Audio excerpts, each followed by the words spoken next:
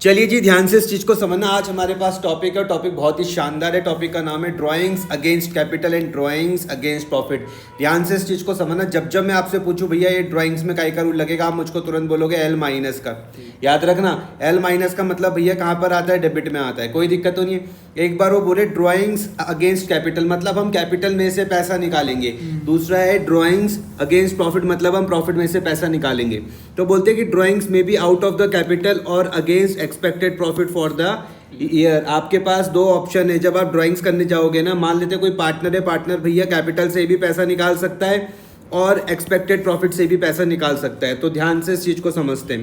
पहला क्या है भैया? ड्राइंग्स अगेंस्ट कैपिटल, जिसको आप विड्रॉवल्स ऑफ कैपिटल के नाम से भी जानते हो। तो देखो क्या लिखा हुआ, drawings against capital means withdrawal of capital, hence it is debited to the partners capital account. तुम बोलोगे इसका क्या मतलब हुआ? मैंने कहा विड्रॉवल्स ऑफ कैपिटल का मतलब है कैपिटल को कम कर देना। समझना कि मान लेते किसी पार्टनर की कैपिटल 1,00,000 रुपए है, उसने क्या करा, इसमें से 20,000 रुपीज निकाल दिए, तो अब उसकी कैपिटल कितनी हो जाएगी? 80,000 रुपए हो जाएगी। इसको मैं क्या बोलता हूँ? ड्राइंग्स अगेंस्ट कैपिटल बोलता हूँ। समझ में आया? इसको आप किस नाम से जानते हो? उसको विड्रॉल्स ऑफ कैपिटल के नाम से भी जानते हो। और यहाँ पर क्या लिखा होगा? ये पार्टनर्स कैपिटल में क्या होगा? डेबिट। तो देखो डेबिट होने का मतलब जो पार्टनर्स कैपिटल होता है उसमें अब लिएबिलिटी का रूल लगाते हो। डेबिट मतलब एल माइनस। क्लियर हुआ? ठीक है। As a result partners get interest on capital actually invested by him into the business. अब एक एग्जांपल से समझाता हूँ। मान लेते हैं एक पार्टनर है सुरेश, जिसकी कैपिटल है भैया 10,00,000 रुपए 1 अप्रैल 2024 को। ठीक है। क्या नाम है इसका? सुरेश। और इसकी कैपिटल कितनी है भैया?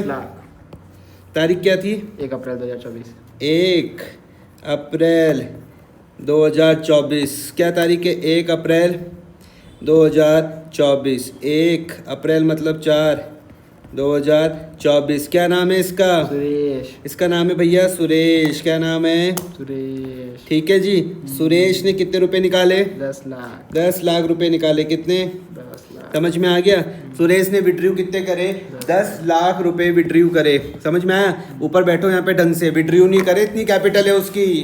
10 लाख रुपए की कैपिटल है। ध्यान से इस चीज को समझो। Partner Suresh has capital of rupees 10 lakh रुपए 1 अप्रैल 2024 को, against which he withdraws 2 lakh on 1 July 2024। इसने क्या करा भैया? 1 जुलाई 2024 को। कब? 1 जुलाई मतलब 7वां महीना। 2024 को कितने रुपए निकाल दिए? कितने रुपए निकाल दिए इसने भैया? 2 लाख रुपए निकाल दिए बिजनेस से। कितने रुपए निकाल दिए? 2 लाख। तो भाई जी अब इसकी कैपिटल कितनी हो गई? 8 लाख रुपए इसकी कैपिटल हो गई। नहीं आया समझ में? अब ध्यान से इस चीज को समझना। जैसे आपको समझा रहा हूँ वैसे ही आपको यहाँ पर समझ के चलना है। आगे बोलते हैं उसने 2 लाख रुपए निकाले 1 जुलाई 2024 को। पार्टनरशिप डीड बोलती है कि भैया हमको इंटरेस्ट देना है 10% पर एनम। इंटरेस्ट देना है 10% per annum. Interest on capital for the year ended 31 मार्च 2024 को हमको कैलकुलेट करके चलना है। ठीक है। इंटरेस्ट ऑन कैपिटल का कितना रेट है? 10% है। इंटरेस्ट ऑन कैपिटल का रेट है भाई जी यहाँ पे, इंटरेस्ट ऑन कैपिटल का है एट द रेट ऑफ 10%। तो ध्यान से मेरी बात को समझो। तो मैं क्या बोलूँगा भैया? अप्रैल से लेकर 30 जून तक। अप्रैल से ले, क्योंकि जुलाई में उसने पैसा निकाला ना, तो इसलिए मैं जून लेकर चल रहा हूँ। नहीं आया समझ में? अप्रैल से लेके 30 जून तक उसकी कैपिटल कितनी थी? 10 लाख रुपए थी। आया समझ में? कितने महीने थी? अप्रैल मई जून 3 महीने थी। तो 3/12 गुणा 10%। नहीं आया समझ में? 10/100। इसी सेम तरीके से भैया जुलाई से लेकर मार्च तक उसकी जो कैपिटल थी वो कितनी हो गई? 8 लाख रुपए कम हो गई। गुणा 9/12 कर सकता हूँ। जुलाई अगस्त सितंबर अक्टूबर नवंबर दिसंबर जनवरी फरवरी मार्च। समझ में आया? कितने? 12 महीने गुणा 10/100। कोई दिक्कत तो नहीं है इतना? अगर आप इसको कैलकुलेट करके देखते हो कितना है भैया? 10 लाख का गुणा 3 भाग दे दूंगा 12 से, मल्टीप्लाई बाय 10 डिवाइडेड बाय 100। कितना आ रहा? 25,000। क्या ये समझ में आया? और यहाँ पर मैं अगर सॉल्व करता हूँ तो कितना आ रहा है?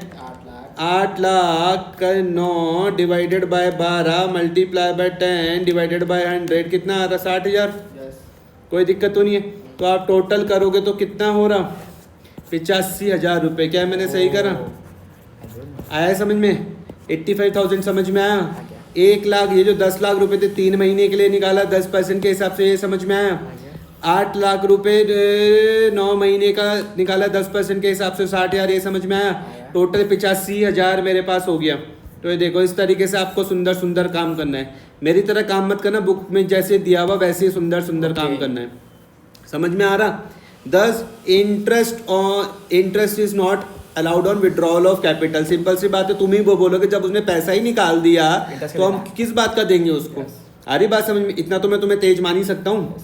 It may be noted that drawings against capital R not considered for calculating interest on drawings. ध्यान से मेरी बात को समझना, बहुत इंपॉर्टेंट नोट है, इसको बिल्कुल दिमाग में रख लेना। बोल रहे कि अगर भैया ड्राइंग्स अगेंस्ट कैपिटल करी है, अगर ड्राइंग्स अगेंस्ट कैपिटल हो रखी है तो भैया हम उसमें इंटरेस्ट ऑन ड्राइंग्स चार्ज नहीं करते। याद रखना मेरी बात। It may be noted that drawings against capital R not considered for calculating interest on drawing. समझ में आ गया? इसका दूसरा भाई है drawings against profit for the year. अब हम ड्राइंग्स कर रहे हैं, कहाँ से कर रहे हैं भैया? प्रॉफिट से कर रहे हैं। तो लिख रहे हैं कि drawings means profit, drawings against profit means drawings by a partner against his expected share of profit for the year. Such drawings are debited to partners drawings account. ये कहाँ पर डेबिट होती है?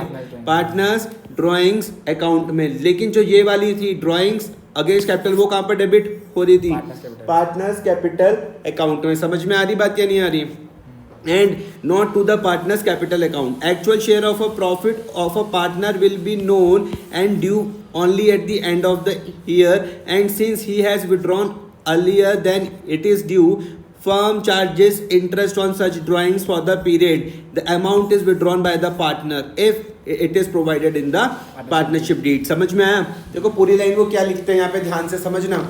वो बोले जो ड्राइंग्स अगेंस्ट प्रॉफिट है, और ये प्रॉफिट नहीं है, ये कौन सा एक्सपेक्टेड प्रॉफिट होता है। कौन सा होता है? Expected profit. अब ध्यान से इस चीज को समझो। एक्सपेक्टेड शेयर ऑफ प्रॉफिट क्यों बोला गया? क्योंकि भैया प्रॉफिट का पता तो मुझे साल के अंत में नहीं पता चलेगा, लेकिन उसने यहीं कहीं बीच में निकाल दिया, तो इसलिए मैं एक्सपेक्टेड प्रॉफिट बोल रहा हूँ। तो वो बोल रहे हैं कि drawings against profit means drawing by a partner against his expected share of profit. तो सच ड्राइंग्स ये कहाँ पर डेबिट होती है? पार्टनर्स ड्राइंग्स अकाउंट में। ऐसे एंट्री क्या बन जाएगी? Partners drawings account debit to bank account, इस तरीके से। क्लियर हुआ? And not partners capital account. Actual share of a profit of a partner will be known and due only at the end of the year. कब पता चलेगा? साल के अंत में ही पता चलेगा। Since he withdrew earlier than it is due, मतलब उसने ड्यू होने से पहले ही क्या कर लिया? विड्रू का क्या कर लिया? तो फर्म यहाँ पे चार्ज करेगी interest on such drawing. Firm उसमें इंटरेस्ट चार्ज करेगी उस ड्राइंग्स में। For the period amount is withdrawn by the partner, जितने समय के लिए उसने पैसा निकाला होगा। कोई दिक्कत तो नहीं है। If it is provided in the partnership deed. तुम्हें याद ही है, अगर पार्टनरशिप डीड बोलेगी तो ही हम इंटरेस्ट ऑन ड्राइंग्स चार्ज करते हैं। अगर पार्टनरशिप डीड ने बोला नहीं तो हम इंटरेस्ट ऑन ड्राइंग चार्ज नहीं करते हैं। अब हम यहाँ पर देखते हैं distinctions between drawings against profit and drawings against capital. ध्यान से मेरी बात समझना, किसके बीच में देख रहे हैं अंतर?